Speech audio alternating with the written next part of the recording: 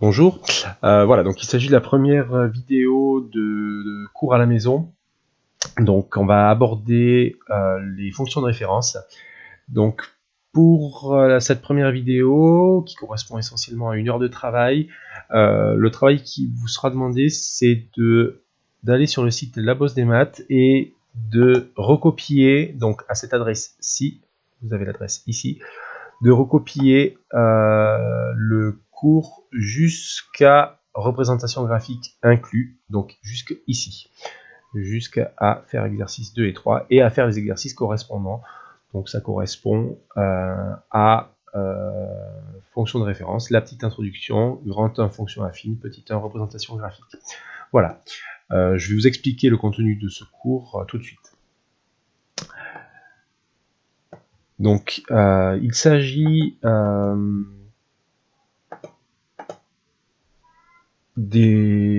on a étudié dans le chapitre précédent les fonctions générales.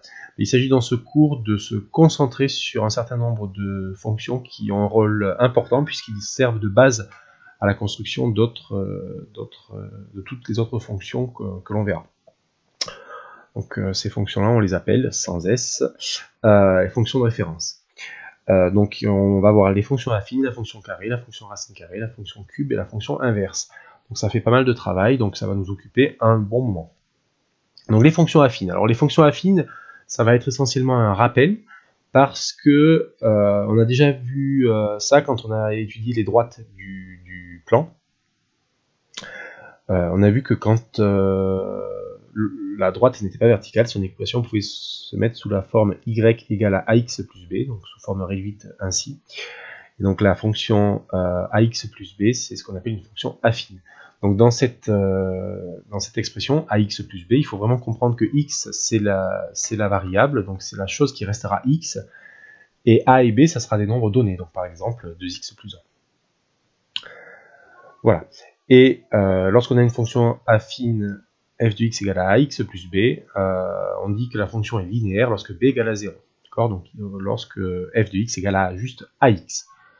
Par exemple, f de x qui égale à racine de 3 fois x est linéaire, donc affine, puisque c'est un nombre, racine de 3 fois x.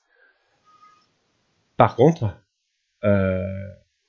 g de x qui égale à racine de 3x, donc vous voyez, il n'y a pas grand chose de différence entre f et g, si ce n'est que la racine carrée prend le x. Ben là, ce n'est pas affine parce qu'il y a racine de x qui apparaît, donc c'est pas affine.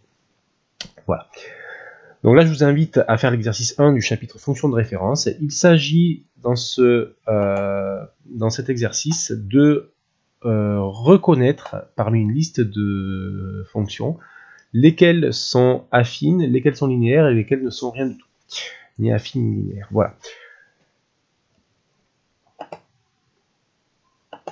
Allez, on revient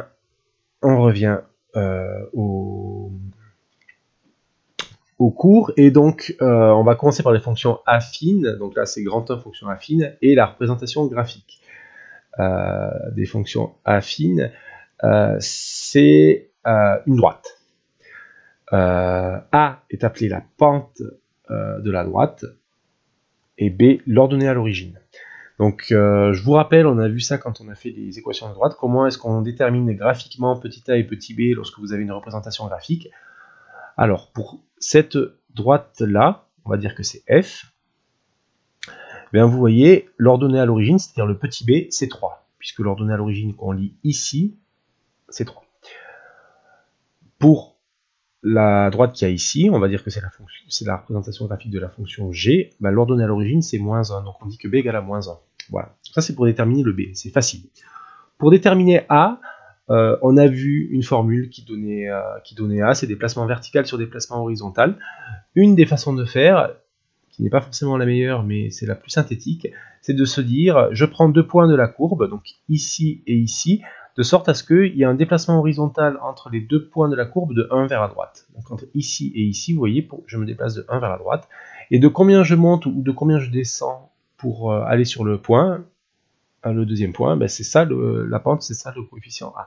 Donc vous voyez, pour la droite verte, c'est-à-dire pour G, Bah, pour passer d'ici à ici, quand je me déplace de 1 vers la droite, je monte de 2. Donc le petit a, c'est 2. C'est le déplacement vertical dans cette situation-là. Pour ici, entre ce point-là et ce point-là, donc quand je me déplace de 1 vers la droite, je descends de 1, donc le coefficient directeur, c'est moins 1. La pente, le coefficient directeur, c'est moins 1. Voilà. Voilà. Ensuite, on verra les sens de variation, mais ce ne sera pas pour tout de suite. Là, pour l'instant, je vous invite à faire les exercices 2 et 3 du site.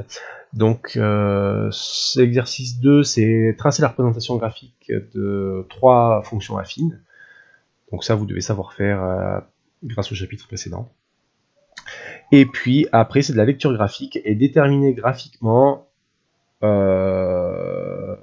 les expressions de 3 fonctions f, g et h, donc petit a et petit b pour f, pour g, pour h. Voilà, donc ces exercices-là seront corrigés dans une vidéo que je mettrai en ligne demain ou après-demain, mercredi je pense, vraisemblablement. On va essayer de suivre l'agenda hebdomadaire qu'on avait en classe. Donc pour mercredi, ce que vous avez à faire, c'est les exercices 1, 2 et 3. Vous n'hésitez pas à poser des questions si vous en avez par mail et à bien apprendre le cours aussi.